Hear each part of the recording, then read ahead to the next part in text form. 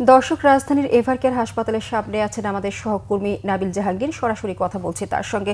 নাবিল, বেগম খালেদা জিয়ার শারীরিক অবস্থা সম্পর্কে কি জানতে পেরেছেন?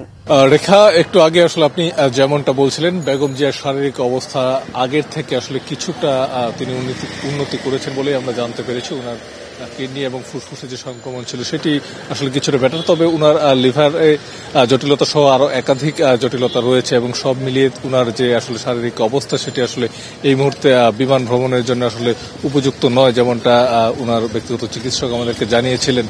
এবং হয়তো ওনার অবস্থা আরো কিছুটা উন্নতি হলে যখন তিনি আসলে লন্ডন পর্যন্ত যাত্রা করার জন্য উপযুক্ত হবেন, তখন হয়তো তার যে মেডিকেল বোর্ড আছে তারা সিদ্ধান্ত জানাবেন। এছাড়া রেখে আমরা আরেকটা বিষয় জানতে পেরেছি ওনার বিদেশ যাওয়ার বিষয়, সেটি হচ্ছে বেসামরিক বিমান চলাচল কর্তৃপক্ষ থেকে একটি তথ্য আসলে আমরা পাচ্ছি। সেটি হচ্ছে মঙ্গলবার জার্মান থেকে একটি ফ্লাইট আসলে অবতরণ করার জন্য অনুমতি চেয়েছে এবং ধারণা করা হচ্ছে এটি খুব সম্ভবত বেগম জিয়াকে নিয়ে যে এয়ার অ্যাম্বুলেন্সটি আসলে লন্ডনে যাবে সেই এয়ার অ্যাম্বুলেন্সটি, সেক্ষেত্রে হয়তো বা বুধবার নাগাদ বেগম জিয়া ফ্লাই করতে পারেন। তবে ওনার ব্যক্তিগত চিকিৎসক আমাদেরকে বারবার যেটি বলছেন, আসলে লম্বা দূরত্বে ফ্লাই করার জন্য শারীরিক যে অবস্থা সেটি এই মুহূর্তে ওনার নেই এবং মেডিকেল বোর্ড আসলে সিদ্ধান্ত নেবেন যে তিনি কখন উপযুক্ত হয়ে উঠবেন।